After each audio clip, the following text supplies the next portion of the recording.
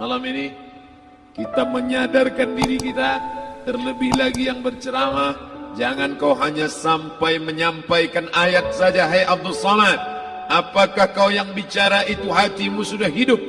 Senantiasa merasakan diri, aku orang paling hina, aku orang paling kotor, ditempelkan kening ke lantai di tempat yang diinjak tapak kaki, mengatakan bahwa aku bukan siapa-siapa. Umur diberikan Allah 40, 60, 70. Berapa yang kupakai untuk menolong agama Allah? Berapa yang kupakai untuk mengingat Allah? Mata, tangan, telinga, kaki akan diminta tanggung jawab di hadapan Allah. Dulu dibangga-banggakan, dihormati, dimuliakan. Yang kami muliakan Al-Mukarram, Al-Ustadz. Tapi pada saat tiba masanya, yang kita bawa tak lain tak bukan innallaha la yanzuru ila ajsamikum. Allah tak menengok badan, fisik, bentuk tubuh, baju. Ini sampulnya saja. Wala ila suwarikum, Allah tak menengok rupa, wajah. Walakin yanzuru ila qulub. Hati kamu yang bersih itulah yang kau bawa menghadap Allah Subhanahu wa taala. Yauma la yanfa'u malun, harta tak berguna. Wala banun, anak tak bisa menolong. Harta tak berguna, anak tak mampu menolong. Illa man atallah, kecuali orang yang datang menghadap Allah biqalbin salim, dengan hati yang bersih, hati yang tulus, hati yang memercikkan cahaya iman, hati yang bersih dari hasad, busuk hati, sum'ah, riya, takabbur. Itulah yang menolong di hadapan Allah Subhanahu wa taala. Apa kata Imam Ali radhiyallahu an? An-nasu niyam. Semua manusia waktu hidup itu tidur. Bapak tidur, ibu tidur, saya tidur. Semua orang waktu hidup itu tidur. Falamma matu, ketika dia mati, disitulah dia baru terjaga dari tidur panjang. Saat Israel mencabut nyawa, ditarikkan adalah satu centapan yang kuat. Disitulah kita baru terjaga dari tidur panjang. Betapa aku meninggalkan salat, betapa aku tak berzakat, betapa dulu kekuasaan. Aku lulus umur 30, pensiun 58, 28 tahun apapun tak pernah kubuat untuk agama. Sibuk membesarkan anak, sibuk mengurus warisan. Anak pun tak ingat dengan kita, karena kita lupa menanamkan pendidikan agama di dalam otak kepalanya. Harta yang banyak tak sempat menolong agama Allah. Anak tunggal semata wayang tak sempat dididik agama. Istri meninggalkan dalam keadaan stres susah hatinya, karena dia tak diajarkan sabar menerima ridha ketetapan takdir Allah. Dan paling celaka, tak pernah anggota tubuh ini dipakai untuk berzikir, muhasabah, mengingat Allah. Tak pernah mata dipakai menengok Quran, kitab suci Allah. Tak pernah dipakai hati merenung sejenak. Apa yang akan kubawa mati menghadap Allah Subhanahu wa ta'ala. Abdul Samad dari dalam tanah naik ke atas tanah, ceramah, masuk balik ke dalam tanah. Yang kau bawa apa? Baju koko tinggal, peci tinggal, pakaian kehormatan tinggal. Yang kau bawa kain tidak berjahit, disobek, kerak. Itu yang akan menyampul kulitmu, yang selama ini kau dimandikan, dibersihkan oleh ibumu dulu 60 tahun yang lalu. Sampai masanya kau lupa kapan kau dimandikan dulu. Sekarang ruh melihat, disebut dia ruh karena dia raha ya ruhu ruh, seperti aroma semerbak yang datang pergi hinggap. Ruh sampai masanya dia datang masuk ke dalam jasad. Ruh sampai masanya dia pergi meninggalkan jasad. Malam ini dimuliakan Al-Mukarram Haji Abdul Samad LCMA. Kenapa Abdul Samad ini dimuliakan? Karena ruh hinggap sejenak sebentar, sampai masanya besok pagi dia ruh keluar dari dalam tubuh ini. Anak yang katanya ayahku sayang, istri katanya kaulah abang, sampai masanya mereka tak lagi mau mendekat. Rumah itu saya yang buat, saya yang mengukurnya.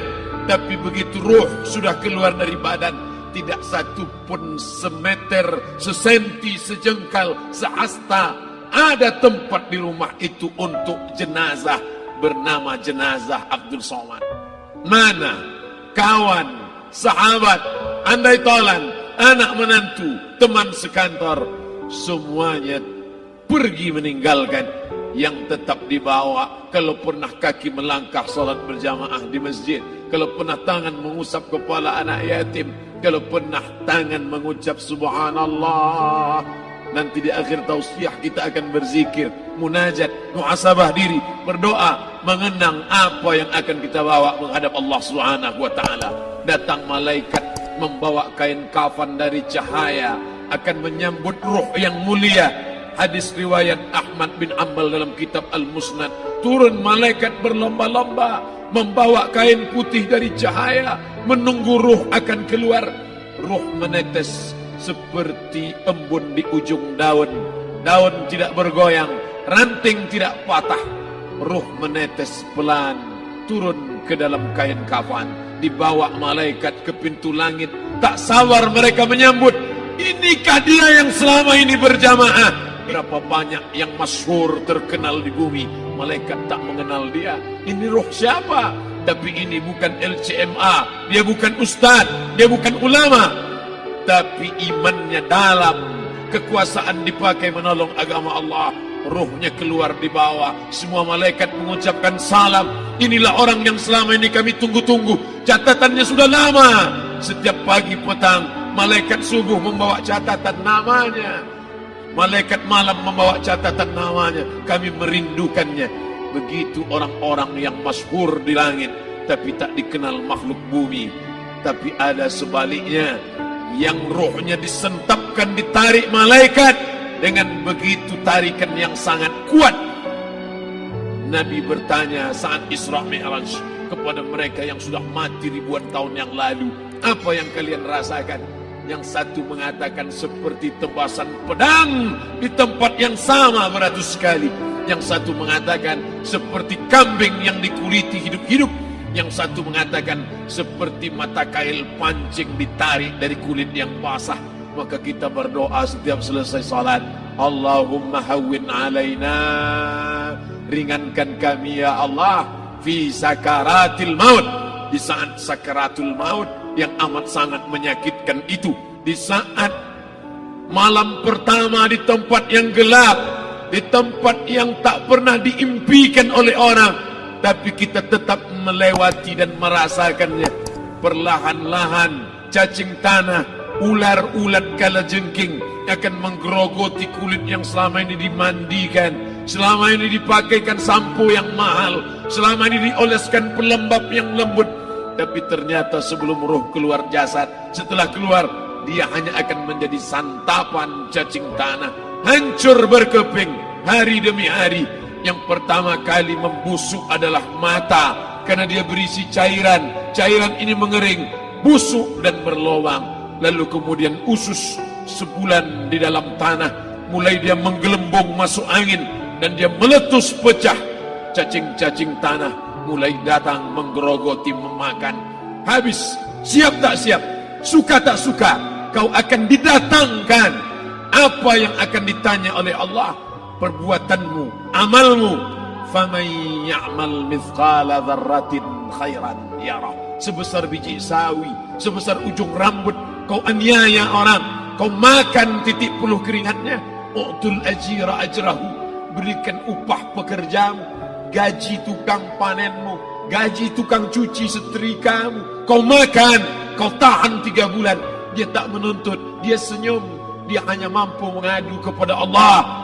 Tapi titik peluhnya yang keringatnya, air matanya akan kau balas di hadapan Allah Subhanahu wa taala. Di saat itu tak ada siapa bisa menolong. Hari ini uangmu banyak, kau bayar pengacara handal 1 jam 100 juta, bebas tanpa syarat. Tapi di hadapan Allah semua akan bersaksi. Al-yawma nakhtimu ala, lidah yang selama ini pandai bicara dikunci, ditutup Allah Ta'ala yang akan bicara. Wa tukallimuna aydihim wa tashhadu arjuluhum, kaki akan bersaksi, tangan akan bicara. Bima kanu yaksibun, yang pernah dilakukan di masa yang lalu. Mata melihat seolah-olah nyata perbuatan itu pernah dilakukan dulu. Kita lupa, kita tak ingat.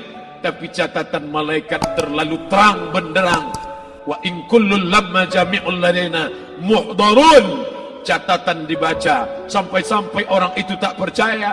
Ma li hadzal kitab, kenapa buku catatan saya ini la yughadiru saghiratan, yang kecil-kecil, wala kabiratan, yang besar-besar, ahsaha, semua tercatat dalam buku catatan yang nyata. Dalam surat Al-Isra apa kata Allah? Iqra. Hari ini kalau dikatakan Iqra baca Quran, Iqra baca Yasin, malam Jumat Iqra baca surat Al-Kahfi. Tapi sampai hari itu Yasin tak bermakna, Al-Kahfi tak lagi disuruh baca, karena hidup sudah berakhir. Iqra, baca. Apa yang kau baca? Kafa binafsikal yawma alaika hasiba. Baca buku catatan amal.